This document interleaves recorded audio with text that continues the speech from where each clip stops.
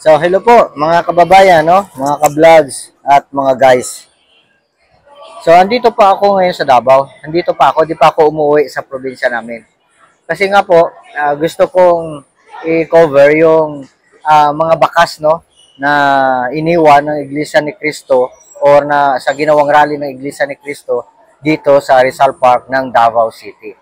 So, kahapon kasi, milyon-milyon ang dumalo, no? Hindi lang dito sa Davao City, kundi maging sa iba't ibang panig ng Pilipinas na doon isinagawa o ginaos yung malaking rally, national rally for peace ng Iglesia ni Cristo. So dito sa Davao, andito tayo ngayon, no? So mag-iikot tayo. So dito tayo ngayon sa San Pedro Street, no, kung saan ginawa yung dinaos yung rally pangkapayapaan ng Iglesia ni Cristo. So January 14 tayo ngayon, alas 8 ng umaga. So ito po, malinis po yung kapaligiran, no? Wala pong iniwang kalat, no? Wala tayong nakitang mga basura, no? O mga anumang mga dumi na naiwan sa paligid, no? So ito po, malinis po dahil kahapon nakita natin yung mga kapatid sa iglesia nagmamalasakit, pinupulot yung mga bottle, mga empty bottle, mga plastic, mga silupin na naiwanan ng mga rallyista. So nilagay nila sa isang dako, no, sa mga basurahan, at yung mga utility workers naman dito ng ating syudad, so siyempre sila na po ang nangasiwa doon sa proper disposal, no, kung saan nila dalhin yun. At least po, ito po, yan, ikot natin, no. Kasi ngayong umaga, nag-ikot ako dito ulit sa lugar na kung saan ginawa yung rally. So ito po, malinis po, no.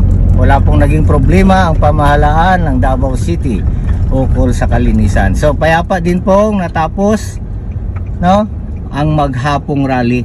So wala tayong natanggap na balita mula sa ating mga kapulisan na anumang mga untoward incident na nangyari, no, o mga balita na mga pagsasabutahe, no, na katulad ng mga sinasabi ng mga trolls na meron daw gagawing sabutahe yung mga magkabilang panig para hindi matuloy ang rally. So dito po payapa pong naging pagrarally ng Iglesia ni Cristo kahapon. So, ito, simula na, open na po lahat ng mga establishmento kasi kahapon po sarado po ang lahat ng mga establishmento dito.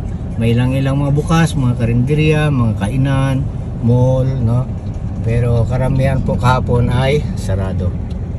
So ito po, may pagmamalaki natin ang nangyaring rally ng Iglesia ni Cristo. Unang-una, huwaran po sila sa kalinisan. So dito wala rin tayong nakitang mga nangyaring mga pagtataw, ano yun, yung mga tulakan, no, tulakan sa panig ng mga pulis kaya o mga security officers, no, o di kaya sa iba't ibang mga grupo rin na katunggali, wala po, no, kahit man lang sa mga pagtatalo dito, wala tayong narinig, wala tayong nakikita, kundi ang lahat po ay naisagawa ng maayos at mapayapa. Okay, break muna tayo, no. Shout out muna sa mga followers ko na na-meet ko sa lugar, no.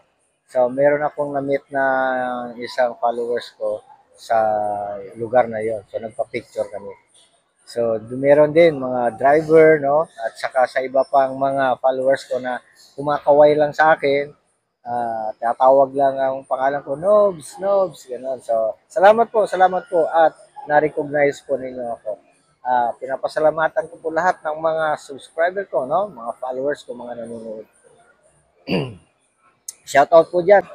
Hello po. Okay. Yes. Dito kasi ko may mga followers akong na kumaway sa akin, no. Hello po. Ayan, tingnan po na sila. Yes. Kaway lang po. Okay. So yan po mga dumaan lang po kasi dito ko sa mall ngayon, no. Hindi pa ako umuwi doon. So dito pa ako sa mall ngayon. Okay? Shout out sa G-Works Printing Services, no, diyan sa Tacurong City, Sultan Kudarat.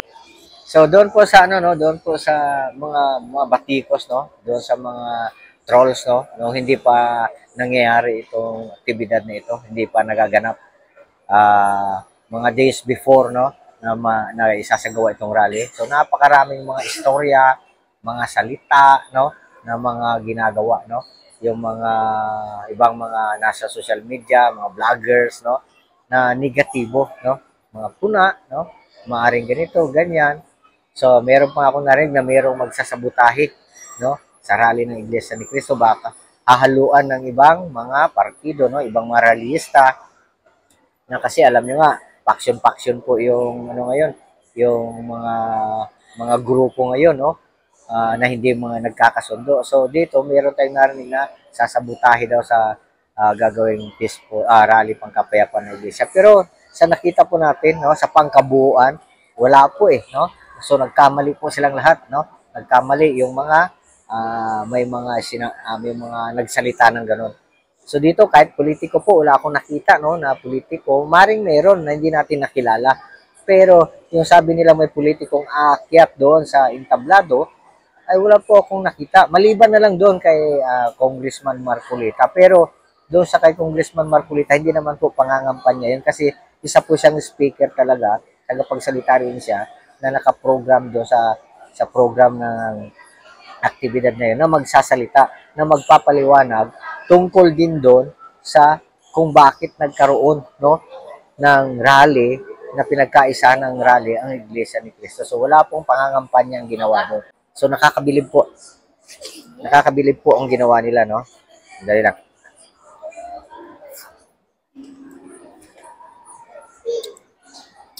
Salamat po sa lahat ng mga kapatid na nakipagkaisa.